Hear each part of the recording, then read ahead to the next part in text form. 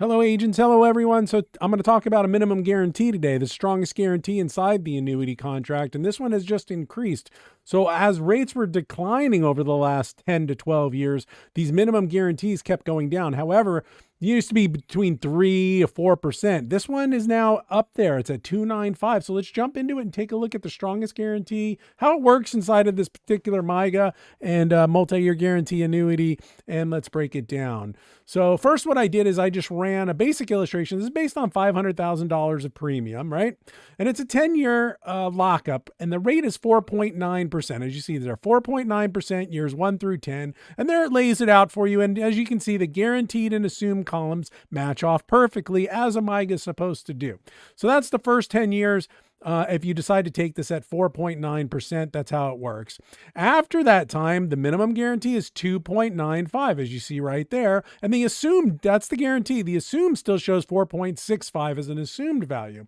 So at the end of the term, you can see these two columns no longer match off, at least at the 11th year. However, the two surrender value and the accumulation value do match off because you're out of surrender, and the worst you can earn is 2.95, and you're free to leave whenever you want. So that's a basic breakdown of the accumulation. Now, let's say you wanted to use this thing for income. So you can use these for income and strip the interest. So let's say after the first year you decide, still we're at 10 years at 4.9%, and your income would be $25,701. So assuming you let 1 year grow and then pull the interest, let the second year grow and then pull the interest as an annual withdrawal. You can do it monthly. The numbers are a little different, but that's how this would work. So after that time, again, now you're at 2.95. So I can't illustrate that because it's going to illustrate the assumed values. But what I did is I broke it down. So let's say they did drop to the minimum guarantee in that year's 11 plus. Your income based on the 2.95 would be $15,472. So you're going to wind up somewhere between that 15,472 and what this 46.5 would come up, or whatever they renew the rate at.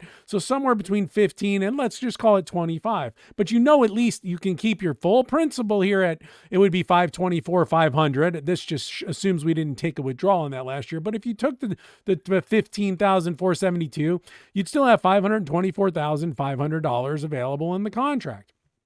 And that's how that would work at the end of every year. Next, we're going to look at the next year, and that's $500,000 going in. But this time we took a 5-year term. The rate was a little lower at 485. And what we're doing there is taking the 5-year rate. And as you can see, after 5 years, these two columns match off. But after 5 years, these two, the assumed and the guarantee, do not match off any longer. So at that point, we are, assuming 2.95 and 4.6. But at the end of the term, they still are liquid. It's all still liquid. So, and this one's unique because it doesn't, most of these would just renew for, if you do 5 years, it's going to renew for 5 years. Do 6, it'll renew for 6. This one has a maximum of 10. So as you can see in this illustration, 4.9 here for the first 6 years.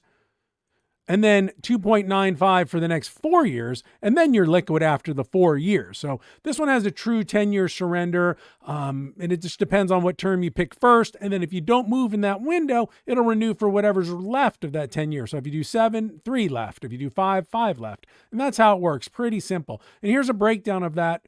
And that does have a market value adjustment, right? It will be applied if the surrender value is withdrawn prior to the end of the surrender charge, which is 10 years, right? However, there's a 30-day window at the end of each guarantee period where your full surrender and MVA are waived, so you can get out. If you do pick the 5-year, you can leave after 5 years should other rates outside. But at least you know if you decide to stay, the worst you can get is 295 on this product. So it's really good. Plus, it's from an A-rated carrier, 79 Comdex, really big company, and all that good stuff. So here's some information you may want to look at there, and some disclosures.